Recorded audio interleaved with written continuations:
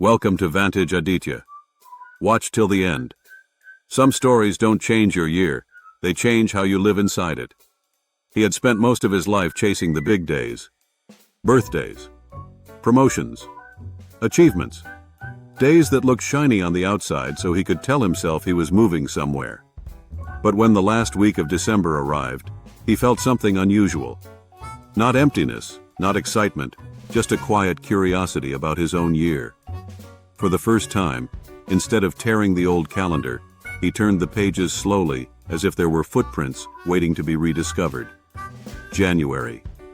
A yellow mark on a Tuesday. He smiled. That was the day he'd left the office on time and walked home without music, without calls, without rush. He remembered hearing the sound of his own footsteps, something he hadn't noticed in years. That simple walk made him realize how much life he had missed by always hurrying to the next thing. February. Another mark. A Sunday. He had learned to cook one simple dish that month. Nothing fancy, not for guests, not for Instagram. Just a bowl of soup that tasted like care. It made him feel at home in his own life, instead of waiting for someone else to make it meaningful. March. A quiet Saturday morning. He had cleaned his room slowly, not because it was dirty, but because he wanted to put his own life in order before expecting the world to align.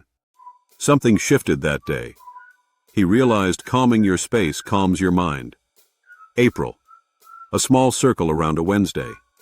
He remembered.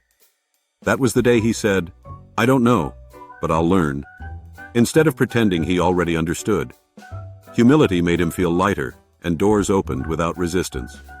May. A highlight on a regular workday. He had complimented a colleague sincerely, not strategically, not politely, just honestly. 2 days later, that same colleague stood up for him in a meeting when he wasn't in the room. He understood something life had been trying to teach him quietly. What you give without agenda returns without warning. June. A circle on a Friday. He canceled plans without guilt and went to the park alone. Sat on a bench. Watched people live without needing to join them. That evening wasn't lonely.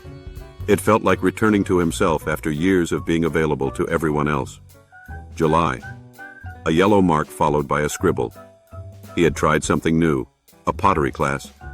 He was terrible at it. Clay kept collapsing. People laughed gently. He laughed too. That day taught him that being bad at something is not embarrassing. It is freeing.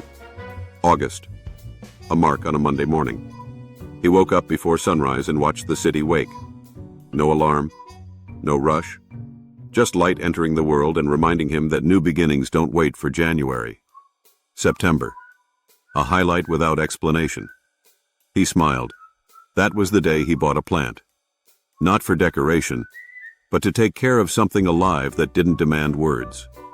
Watching it grow quietly became more meaningful than chasing recognition. October. A circle on a phone-free weekend. He left his phone inside a drawer and walked through the antique market in his city. Touched objects older than his problems. Held stories that didn't belong to him yet steadied him. The world felt bigger, and his worries felt smaller. November. A circle around a Thursday night. He said yes to dinner with an old friend without checking his schedule, without thinking if it was productive, just because he wanted to sit across someone who remembered who he used to be before he tried to impress the world. December. No highlight yet, but a new understanding.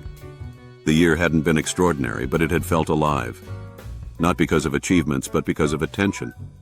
He didn't throw the calendar away. He placed it beside his desk so he wouldn't forget what truly changed him.